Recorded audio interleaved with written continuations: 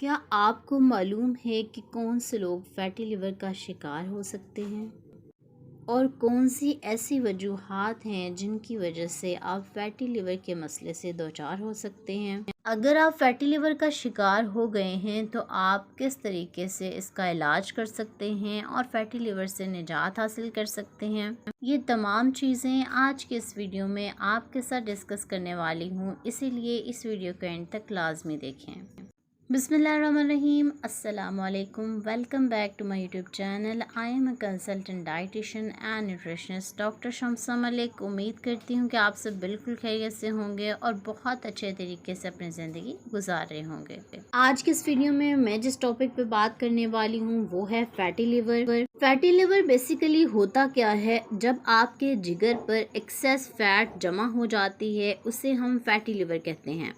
और अगर आप इस चीज़ को ट्रीट नहीं करते, टाइमली आप इसको ओवरकम नहीं करते, तो ये बुरी तरह आपके जिगर को मुतासिर करती है, जिससे क्या होता है कि आपका जिगर पूरी तरह बेकार हो जाता है और आपको लिवर ट्रांसप्लांट की तरफ जाना पड़ता है। अब बात कर लेती हूँ कि फैटी लिवर की वजूहात क्या हैं, किस वजह से आपको फैटी लिवर होता है।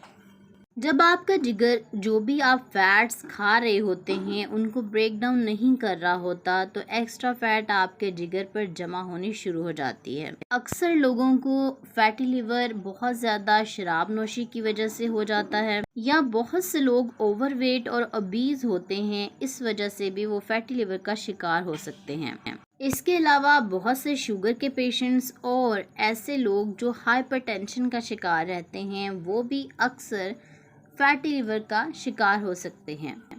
फैटी लिवर का ताल्लुक बहुत ज़्यादा हद तक आपके लाइफस्टाइल से है। अगर आपका लाइफस्टाइल बहुत ज़्यादा सीडेंट्री है, आप हर वक्त बैठे रहते हैं, कोई वॉक नहीं करते, कोई एक्सरसाइज नहीं करते, तो एक्स्ट्रा फैट आपकी बॉडी में डिपॉजिट होना शुरू हो जाती है और ये आपके जिगर को भी ख़राब कर सकती है, फैटी लिवर की वजह बन सकती है।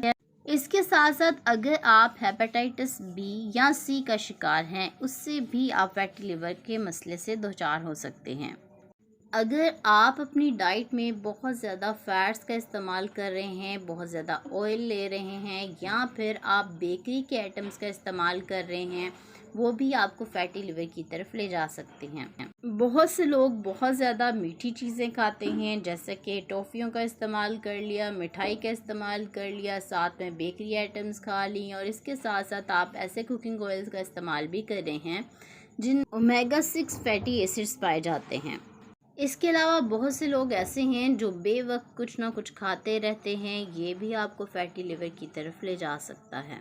फैटी लिवर की अलामात यानी कि सिम्टम्स की अगर मैं बात करूं तो इसकी अलामात में शामिल हैं, अक्सर आपके पेट में दर्द रहता है, या आपको भूख नहीं लगती, या आप बहुत ज़्यादा कमज़ोरी और थकावट महसूस करते हैं। अक्सर आपने देखा होगा कि आपकी टांगें सूज जाती हैं, आँखें या आपकी स्किन पीली हो जाती है, यानी कि आपको ऐसे फील होता है कि आपकी आँखें पीली हो गई हैं या स्किन पीली हो गई है।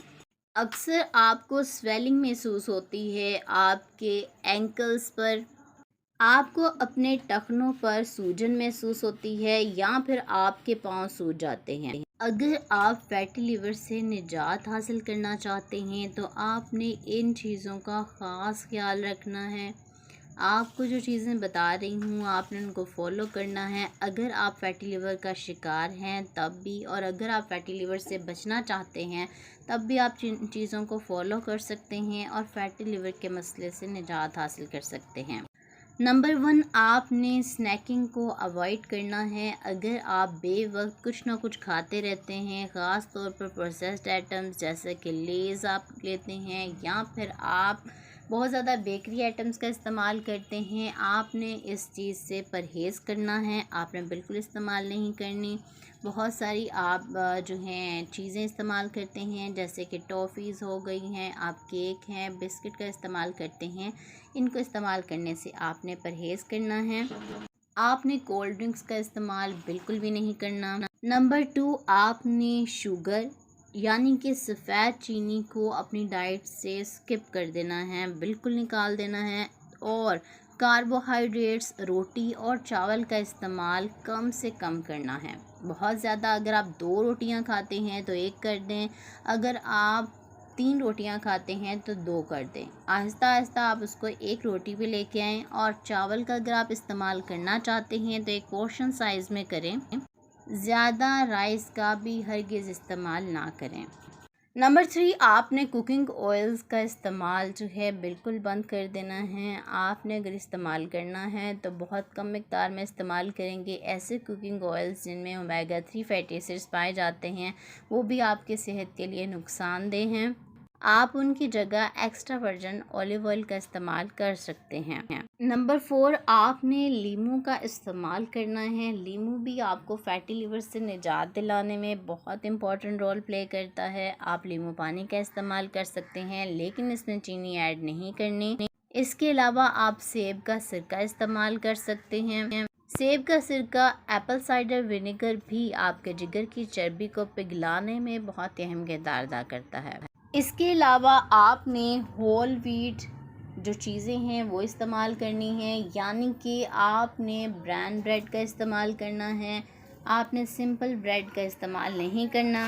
आपने लीन मीट का इस्तेमाल करना है। कोशिश करें कि बड़ा गोश्त खाने से परहेज़ करें। इसके अलावा आप फ़िश का इस्तेमाल कर सकते हैं, जिनमें सालमन बहुत ही बेहतरीन है आपके लिए।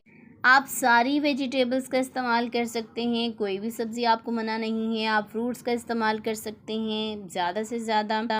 ऐसे लोग जो कि फ़ैटी लिवर का शिकार हो चुके हैं तो उन्होंने अपने पोर्शन साइज़ का ख़ास तौर पे ख़्याल रखना है। 1 पोर्शन उन्होंने प्रोटीन और सैलेड का लेना है और 1 पोर्शन में वो अनसैचुरेटेड फ़ैट्स ले सकते हैं। अगर मैं दूध की बात कर लूँ तो लो फैट मिल्क आप इस्तेमाल कर सकते हैं। ऐसा दूध जिसके ऊपर से बलाई आपने बिल्कुल उतार लेनी है, मुकम्मल तौर पर वो दूध आप इस्तेमाल कर सकते हैं। और लो फैट योगर्ट भी इस्तेमाल किया जा सकता है, क्योंकि ये डिज़ीज़ लाइफ़स्टाइल रिलेटेड है, यानी कि आपको अपना लाइफ़स्टाइल बेहतर करना है तो आपने डेली रूटीन में 30 मिनट की वॉक ऐड करनी है। आपने तेज़ कदम चलना है 30 मिनट यानी आधे घंटे के लिए रोज़ाना सुबह।